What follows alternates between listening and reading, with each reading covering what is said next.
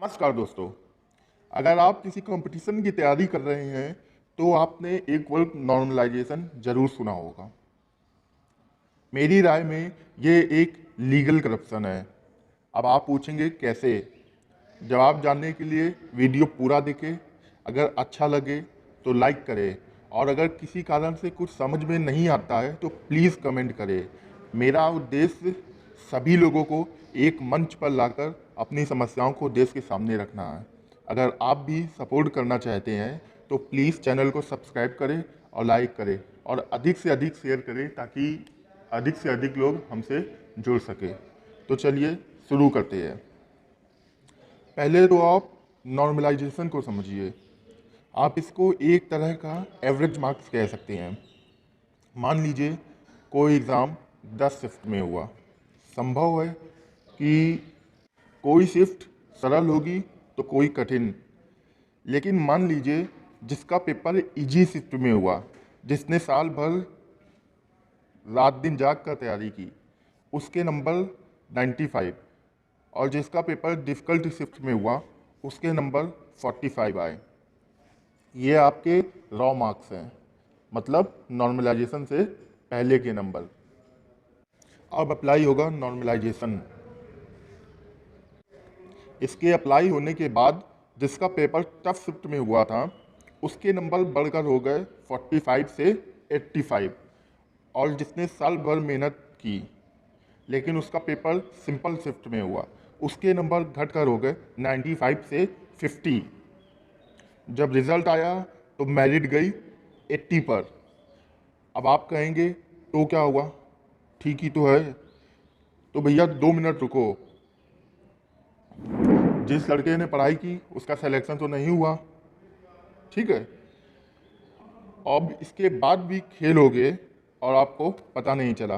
तो जानिए कैसे। नंबर 1 हो सकता था जिसके नंबर 95 से घटकर 50 हुए, वो पढ़ने में इतना होशियार था कि उसका पेपर किसी भी लेवल का था तो उसके नंबर 95 से मैक्सिमम घटकर 90 होते या 90 टू 95 के बीच में रहते।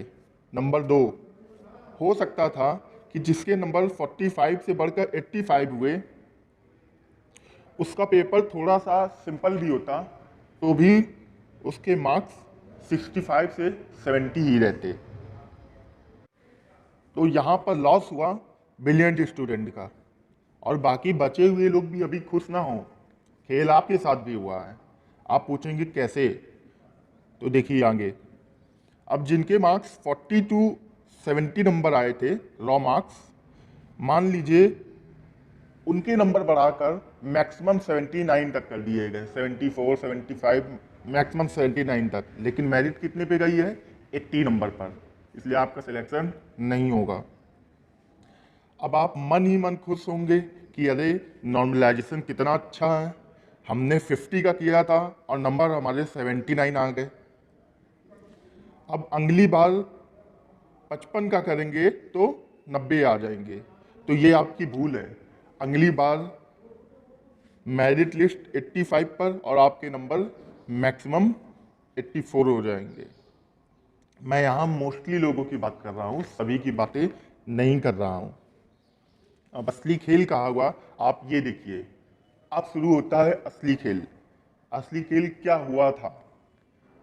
हो सकता है कि जिनका जुगाड़ हो, आप सभी जानते हैं जुगाड़ वालों को फुल इज्जत दी जाती है अपने भारत में। उनके नंबर 40-50 से बढ़कर सीधा 85 से 90 कर दिए गए। उनका सिलेक्शन हो गया। और आप किसी स्टूडेंट को जानते भी होंगे जो पढ़ने में अच्छा नहीं है फिर भी उसका सिलेक्शन हो गया जुगाड़ से, तब भी आप कुछ नहीं कर सकते क्योंकि जब आपके 20-25 नंबर बढ़ सकते हैं तो पॉसिबल है कि शिफ्ट डिफ़िकल्टी के नाम पर उसके भी 30 से 35 नंबर बढ़ गए हों।